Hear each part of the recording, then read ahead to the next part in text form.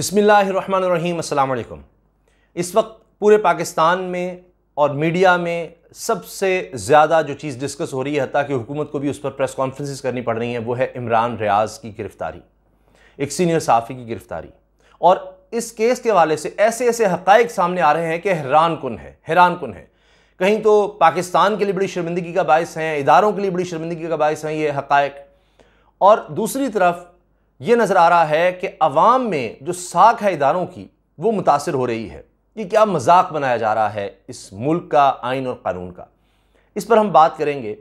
फिर साथ ही मैं इस वीडियो में ये बात ज़रूर करना चाह रहा हूँ कि मेरी खुद इमरान रियाज़ साहब से क्या बात हुई।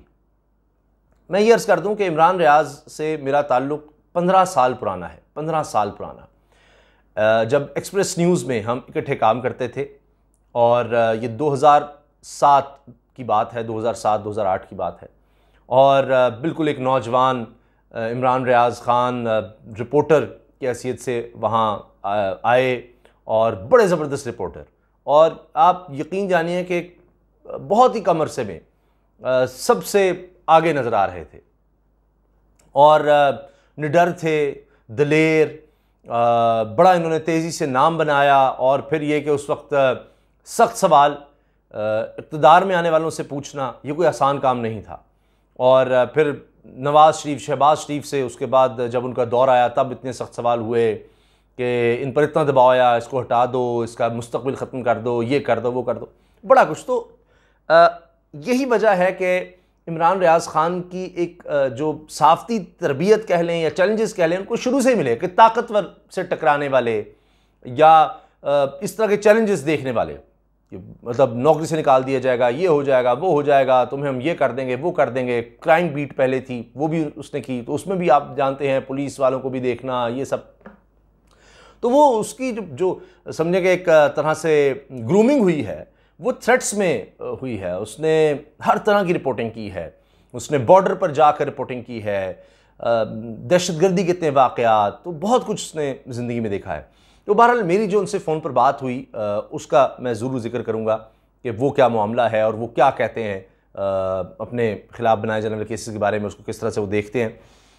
लेकिन उससे पहले मैं चंद चीज़ें आपके सामने रखना चाह रहा हूँ कि इमरान ख़ान के ख़िलाफ़ जो केस बनाए गए हैं, उसमें अजीब बात यह है कि चाइल्ड पोर्नोग्राफी, यानी बच्चों को यानी जिनसी तौर पर उनकी तस्वीर या वीडियो या इस तरह भरना या उनके खिलाफ इस तरह का तशद्दुद, वो भी दफ़ात शामिल हैं। आपको यकीन नहीं आ रहा होगा, बाकायदा अरशद शरीफ साहब ने अपने प्रोग्राम में इमरान रियाज़ के वकील से सवाल भी किया, और ख़ुद अरशद शरीफ साहब ने ये ट्वीट किया है, और वो भी ये कह रहे हैं कि ज़रा इस चीज़ को आप देखें कि जी ये क्या हो रहा है। सीनियर सहाफ़ी अरशद शरीफ ने ये बात की है, और उन्होंने वैसे ये बात जब एहतजाज किया, उसमें अरशद शरीफ भी दीगर सहाफ़ियों के साथ मौजूद थे, समी इब्राहिम साहब, मुईद पीरज़ादा साहब, जमील फ़ारूकी, यानी ये सब लोग हैं जो भी ज़ेर-ए-ताब हैं, तो ये भी बात कर रहे थे। लेकिन अरशद शरीफ साहब ने बाकायदा जो ट्वीट किया है, उसमें उन्होंने उस सेक्शन की यानी तस्वीर भी शेयर की है कि जी देखें कितनी मज़ाक़ा ख़ेज़ बात है कि ये क्या किया जा रहा है और किस तरह से ये सब चीज़ें हैंडल की जा रही हैं, कि क्या ये चाइल्ड पोर्नोग्राफी का केस भी बनाया जा रहा है इस यानी इमरान रियाज़ के ख़िलाफ़, इस तरह का कोई काम, तौबा खुदा न खास्ता।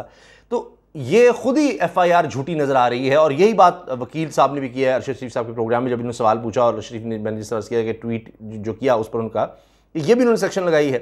तो इसके बाद आप ये देखिए कि वो अदालत ने आधी तो FIR ही ख़त्म कर दी, रावलपिंडी की अदालत ने, और फिर ये कहा कि जी हमारा दायरा इख्तियार नहीं है, वहाँ से FIA वाला मामला तो ख़त्म हो गया, FIA ने भी कह दिया कि जी नहीं हमारा दायरा इख्तियार नहीं है, हमें कोई इसमें मसला नहीं है, तो वहाँ भेजा जाए। अब इसके साथ साथ ये देखिए अरशद शरीफ साहब कहते हैं जी, can you please ask the lawyer if police और FIA impose section 22 of PECA against Imran Riaz Khan which deals with child pornography, isn't it enough to prove how bogus the case is? तो किस तरह से ये केस बनाया गया, ये वो सवाल करते हैं। अब इसके अलावा जो मुरीद अब्बास नामी शख्स है, मलिक मुरीद अब्बास, वो बता रहे हैं वकील साहब इमरान रियाज़ के कि वो एक टाउट सा बंदा है, पैसे देकर लोगों के खिलाफ केस करने वाला, अदालतों में कभी आज तक पेश नहीं हुआ, वो उसको पैसे दो, किसी के खिलाफ भी केस करा दो। तो वो जनाब इस केस में मुद्दई है। इन्वेस्टिगेशन ऑफिसर से अदालत पूछती है कि आपने वो वीडियोस देखी हैं, इमरान रियाज के वीलॉग्स देखे हैं जिनके हवाले से मुकदमा बनाया गया है? उसने कहा जी मैंने नहीं देखे। तो आप अंदाज़ा लगाइए, उससे सवाल किया गया कि अच्छा कब देखे? फिर कहता है नहीं मैंने देखे हैं, लेकिन FIR दर्ज होने के बाद देखे हैं। ये सरकारी वकील जो है कहता है मैं इसका जवाब देता हूँ। उनको मुझे नहीं, इसको जवाब देने दें कि क्या उसमें बात की गई है इमरान रियाज की तरफ से जिस पर मुकदमा बनता है। तो कोई जवाब नहीं था इन्वेस्टिगेशन ऑफिसर के पास। ना उन्होंने वीडियोस देखी, ना पता कि कानून की कहाँ खिलाफ वर्जी है, क्या हुआ है, कुछ भी नहीं पता। और जनाब बस केस बना दिया गया, FIR दर्ज कर दी गई। और अब मज़क्का खेज़ बात यह है कि लोग ये बात कर रहे हैं कि जी ये क्या है हमारा निज़ाम इंसाफ, इस अदालत से उस अदालत। यानी एक दौर में होता था, पाकिस्तान हॉकी का चैम्पियन था, तो समीउल्लाह से कलीमुल्लाह, ये एक कमेंट्री चलती थी कि इधर से पास उधर गया, उधर से पास इधर आया, समीउल्लाह से कलीमुल्लाह, कलीमुल्लाह से समीउल्लाह, ये वो और गोल। तो इधर से उधर एक अदालत जनाब इस्लामाबाद हाई कोर्ट के जी हमारा दायरा इख्तियार नहीं है, फिर वो अटक की अदालत कहती है जी हमारा दायरा इख्तियार नहीं है, रावलपिंडी में ले जाएं। रावलपिंडी वाले कहते हैं जी ये आधा केस तो ख़त्म होता है क्योंकि FIA कह रहा है कि जी केस नहीं बनता और उसकी दफात नहीं है। अटक वालों ने इसलिए भेजा था जी FIA का है रावलपिंडी जाएं, रावलपिंडी वाले कह रहे हैं जी आधा केस हम खत्म करते हैं और अभी आप दोबारा अटक जाएं। तो यही हो रहा है। लेकिन इसके अलावा क्या हो रहा है? एक तो फिर कहा जा रहा है जी हमारा दुनिया में अदालती निज़ाम का नंबर 130वां ऐसे ही नहीं आया, ये तो इससे भी नीचे जाएगा इस तरह से जब नजर आएगा। एक और बात ये हो रही है कि वकील साहब ये बता रहे हैं इमरान रियाज के कि जी कुछ 40 गाड़ियां हैं पुलिस की, 40 के करीब गाड़ियां नजर आ रही हैं और कुछ 400 समझे अहलकार मुख्तलिफ तरह के वो नजर आ रहे हैं। और खदशा यह है कि अगर किसी अदालत से रिलीफ मिलता भी है तो बाकी जिलों की भी पुलिस पहुंची हुई है कि जी एक केस में उन्होंने गिरफ्तारी डालनी है। आप सोचिए कि हमारा निज़ाम इंसाफ क्या है ये। कहीं भी अगर आप ताकत में हैं तो पूरे पाकिस्तान के जितने भी ज़िले हैं, तमाम सूबे हैं, सारे थाने पाकिस्तान के हज़ारों थाने होंगे, आप हर थाने में अलग अलग FIR किसी के खिलाफ करा सकते हैं अगर आप ताकतवर हैं, और वो एक घूमता ही फिरेगा। यानी एक केस में फिर वो ले, फिर दूसरे में, मतलब हजार सारी उम्र लग जाएगी उसकी। तो वो अदालतों में ही धक्के खाता रहे कि जी अब उस अदालत से रिलीफ, अब उस अदालत, एक ही केस सोचिए ना, एक ही मुकदमा, वही सेम FIR कॉपी पेस्ट करें और पूरे पाकिस्तान के थानों में करते चले जाएं एक के बाद दूसरी। तो जब आपने खेल खेलना है, और फिर हुकूमत मलिक अहमद खान साहब ने जो इस पर वज़ीर कानून ने प्रेस कॉन्फ्रेंस कर डाली, वो भी मज़क्का खेज़ अजीब व गरीब, जहाँ पर वो साबित कर रहे हैं, खुद कह रहे हैं कि जी मियाँ नवाज शरीफ ने जो इल्ज़ाम लगाए थे आर्मी चीफ पर, वो सबूत के साथ थे कि जी उन्होंने सियासत में मुदाखलत की है, सबूत होने चाहिए। तो जब नवाज शरीफ साहब ने बात की थी तो सबूतों के साथ बात की थी, तो वो सबूत कहाँ हैं? यानी वो कह रहे हैं आर्मी चीफ मुदाखलत करते रहे सियासत में, इलेक्शंस में, ये सारा कुछ उन्होंने किया। तो नवाज शरीफ जो बात की थी सबूत के साथ की थी।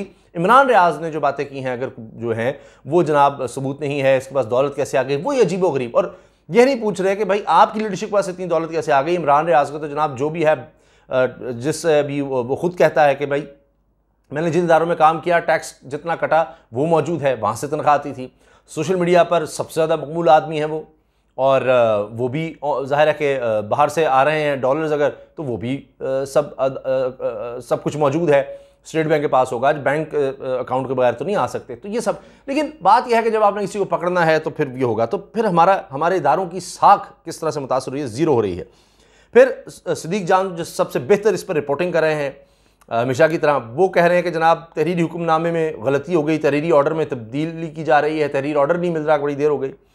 फिर एक साहब हैं हमारे बड़े अच्छे कुलीग तारिक मतीन साहब, वो कहते हैं जी अगर इमरान रियाज खान के खिलाफ इंपोर्टेड हुकूमत और इसके दोस्त आज ये सब कर सकते हैं तो फिर 17 जुलाई को क्या नहीं होगा। यानी ज़िमनी इलेक्शंस में उन्होंने फैसला कर लिया है, जो करना है करना है। फिर अनवर लोधी साहब लिख रहे हैं जी कोई मजिस्ट्रेट रह तो नहीं गया जिसकी अदालत में इमरान रियाज को पेश करना है, कोई मजिस्ट्रेट रह तो नहीं गया, वही बात मैंने अर्ज़ की। फिर एक साहब कह रहे हैं जी इमरान रियाज खान को अंदरूने लाहौर हमजा के मुकाबले में इलेक्शन लड़वाना है, तो इतना मकबूल नज़र आ रहा है कि ये ना हमजा ना कोई और इतना मकबूल होगा। इकरारुल हसन ने ये कहा है अभी इमरान रियाज खान से एक दोस्त के तवस्सुत से बात हुई, मैंने मजाकन कहा भाई हुलिया बेहतर करें, यानी वो थोड़ी शेप बड़ी है और इस तरह से तस्वीरों में आप डाउन लग रहे हैं। तो उन्होंने बताया कि हर ईद कुर्बान पर वो 10 रोज़ दाढ़ी के बाल और नाखून नहीं तराशते। उनके लहजे से लगा कि उनके हौसले बुलंद हैं, वो लड़ाई के लिए तैयार हैं। अच्छा, सिद्दीक जान ने एक और ट्वीट किया जी आईओ साहब, इन्वेस्टिगेशन ऑफिसर साहब, आपने एफआईआर करने से पहले सीडी सुनी, मजिस्ट्रेट का सवाल, मैंने बाद में सुनी इन्वेस्टिगेशन ऑफिसर का जवाब। इमरान रियाज के तौहीन आमेज अल्फाज क्या थे, मजिस्ट्रेट का सवाल, इन्वेस्टिगेशन ऑफिसर खामोश, कोई जवाब ना दे सके। समीम इब्राहिम साहब कहते हैं जी ऐसे ही 130वां नंबर नहीं मिलता, इसके लिए ऐसी कारकर्दगी दिखानी पड़ती है कि जजेस को समाअत के 1 घंटे बाद पता चले कि केस तो इस अदालत का है ही नहीं।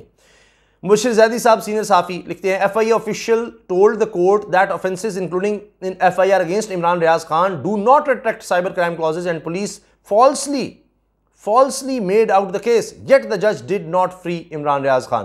कि जनाब ये खुद ये कहा गया है एफआई ऑफिशियल की तरफ से कि जी साइबर क्राइम नहीं इसमें लगता, एफआईए कह रहा है, फेडरल इन्वेस्टिगेशन एजेंसी कह रही है जी साइबर क्राइम में लगता ही नहीं, यानी जो एफआईआर है वही गलत है, जाली है, फॉल्स है, गलत है, सारा केस ही गलत है। इसके बावजूद जज साहब ने इमरान रियाज खान को रिहा नहीं किया। तो अब एफआईए का दायरा इख्तियार और दफात ख़त्म, मामला वापस मजिस्ट्रेट को भेज दिया गया। जज मोहम्मद फरेज खान ने फैसला सुना दिया। सदीक जान साहब ने भी ट्वीट किया था इस हवाले से। तो जनाब इकरारुल हसन जिस तरह जिक्र किया कि दोस्त के तवस्सुत से उनकी क्या बात हुई, तो मेरी जब ये सारे केसेस वाला मामला शुरू हुआ तो इमरान रियाज से बात हुई थी, और चूँकि इतना अरसे से एक ताल्लुक़ है, मैं भी परेशान था, मैंने हौसला भी दिया और साथ मैंने ये कहा कि देखो जिस तरह उस वक्त भी बात हो रही, जान को भी ख़तरा है, कभी पुलिस आ रही है रोक रही है, कभी घर के करीब जनाब पुलिस मुकाबला ऐसी जाली करवाया जा रहा है, बच्चे हरासा हो रहे हैं फायरिंग की वजह से और सब कुछ। तो मैंने अपने तौर पर कोशिश की, मैंने कहा कि जी देखें आपके बच्चे, आपकी अहलिया, बहन भाई हैं, वालिदैन, दीगर लोग, तो सिर्फ जान अपनी नहीं इनका भी हक़ है, तो बहुत एहतियात करें यार, किसी तरह इस तरह ना इतनी आगे तक मत जाएं या कुछ मोहतात हो जाएं और इस तरह। देखिए इमरान रियाज खान है, मुझे कहता है कि जी देखें उसामा भाई बात यह है कि मेरे दादा भी कश्मीर के लिए लड़े और वो कहते हैं कि हमें वापसी की तरफ नहीं होना चाहिए था, लड़ते रहना चाहिए था। ये उसके अल्फाज हैं, कोट अनकोट मैं आपको बता रहा हूँ। इमरान रियाज ने ये बात कही, ये इतना वो जज्बाती आदमी है, कहता है कि जी ये जंग हमें लड़नी है, मैं नहीं लड़ूंगा तो मेरे बच्चों को लड़नी पड़ेगी, तो मैं पीछे नहीं हट सकता। बस फिर मैंने दुआ ही दी, मैंने कहा अल्लाह आपको हिफ्ज़-ओ-मान में रखे। अब इससे आगे क्या कह सकता हूँ, जिस तरह जितनी उसकी जज्बाती वाबस्तगी, एक पाकिस्तान से मोहब्बत और कि जी पाकिस्तान में बेहतरी हो और मामलात बेहतर तरीके से चलाए जाएँ, तो उसकी एक अपनी सोच है और वो इतना उसकी कन्विक्शन है, इतनी वाबस्तगी है, इतना वो क्लियर है अपने मौक़िफ़ में, अपनी राय में कि अब उसको अब क्या कहेंगे। तो किसी को उसकी राय पर इस तरह से करना क्या कहें, तो दुख और अफसोस होता है। और उम्मीद ये है क्योंकि इतना जिस तरह वाज़े आइन और कानून की आप खिलाफ वर्जी देखेंगे, अगर इतना मज़ाक़ा ख़ेज़ अजीब व गरीब केस, जिस मैंने आपको बताया कि बच्चों को जिस्मानी हिरासा करना या वो उनकी तस्वीर या वीडियोज़ बनाने वाला केस भी जनाब इमरान रियाज पर डाला हुआ है। अब सोचिए ज़रा कि वीडियो क्या है, उसका वीलॉग्स किस बारे में हैं और अंदर क्या डाला हुआ है, क्या अब आदमी इस पर कहे। तो जब इस तरह से होगा तो फिर अदालतों पर भी देखा जाता है कि किस तरह से कंडक्ट किया जाता है, पुलिस को भी देखा जाता है कि हमारे इदारे क्या रह गए हैं, इनकी क्या साख रह गई है, किस तरह से काम करते हैं। तो बहरहाल मुझे तो नज़र आ रहा है कि ऐसे है कि मैंने कभी नहीं सुना ना देखा कि एक सहाफ़ी के साथ इस तरह से लोग खड़े हों, इस तरह से पूरी कौम खड़ी हो जाए और इतनी उसको पजीराई बख्शी जा रही हो। कभी नहीं हुआ किसी सहाफ़ी, मतलब एक किसी बड़े बड़े सियासी रहनुमा से ज़्यादा, किसी बहुत बड़े सियासी रहनुमा से ज़्यादा आप देखिए जिस थाने में ले जाया जा रहा है, जिस अदालत में ले जाया जा रहा है, आप देखिए कितने लोग पहुँचते हैं, अपने जज्बात का इजहार कर रहे हैं, अदालतों में जाना, एहतजाज करना, पूरी तहरीके इंसाफ कह रही है कि जी हम उसके साथ खड़े हैं और एहतजाज करेंगे। तो ये कभी नहीं हुआ। बल्कि फवाद चौधरी कह रहे थे हमारे दौर में केसेस बने होंगे, लेकिन कभी हुकूमत ने आकर ये नहीं कहा कि जी ये देखें इस सहाफ़ी के ख़िलाफ़ हमने केस बनाया है, ये है, ये गद्दार है, ये फ़लाँ है, और वज़ीर कानून आ रहा हो, प्रेस कॉन्फ्रेंस कर रहा हो, हम छोड़ेंगे नहीं, ये करेंगे, वो करेंगे, इसके बाद दौलत कहाँ से आए, फ़लाँ कैसे हो गया। तो अगर केस चलता था, बल्कि ये बात होती थी कि इमरान खान कमेटी बना रहे हैं कि हाँ जी देखें ये क्यों केस हुआ है, कैसे हुआ है, ये था। अब तो हुकूमत ही साथ है, सारा कुछ ही हो रहा है। इजाज़त दीजिए, अल्लाह हाफ़िज़।